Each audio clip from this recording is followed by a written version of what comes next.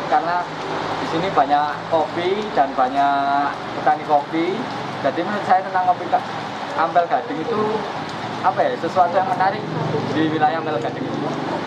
Kopi Ampel Gading menurut saya sih di sini, untuk pandangan saya sih di sini, daerah sini kopinya memang tumbuh subur ya, karena geografisnya bagus, terus juga kopinya juga aromanya juga bagus.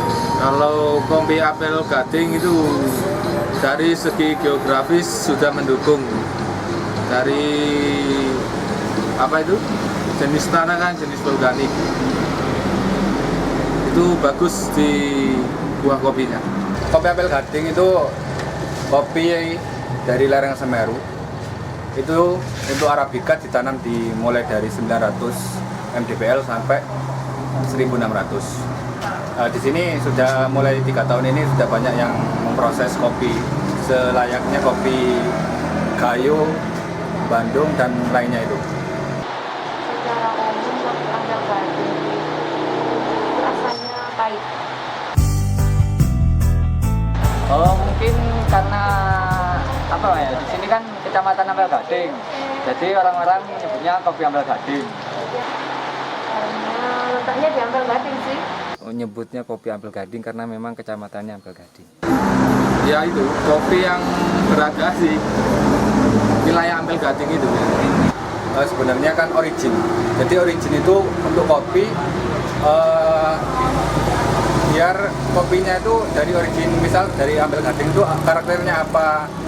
Misalkan ada karakter keseme untuk fruity ya, ada karakternya jeruk, ada karakter dari macadamia, yaitu yang dinamakan karakter untuk kopi Ampel Gading secara menyeluruh. Rata-rata seperti itu mas karakternya. Saya penikmat, pasti saya penikmat kopi Ampel Gading karena saya memang punya kebun, punya pertanian di Ampel Gading, dan yang saya seduh juga kopi saya sendiri, hasil dari pertanian saya sendiri. Ya mas, penikmat kopi Ampel Gading dan sebagai prosesor. Ya mas, saya mulai menggeluti kopi itu mulai tahun 2017 akhir sampai sekarang. Sebenarnya dulu saya bukan penikmat kopi, tapi berhubung sering main ke tempat yang maksudnya kopi shop, jadinya sekarang suka sama kopi. Dibilang enggak, ya enggak, dibilang iya, ya iya. Menurut saya sih sudah layak, namun banyak yang belum mengerti tentang kopi Ampel Gading. Sejarahnya bahwa kopi Ampel Gading ini memang dari zaman Belanda dulu memang sudah ada di sini kopi Ampel Gading, dan memang sangat layak sekali dengan cita rasa yang khas coklatnya ya, yang di sini makanya dikenal dengan Coco Javanese Coffee.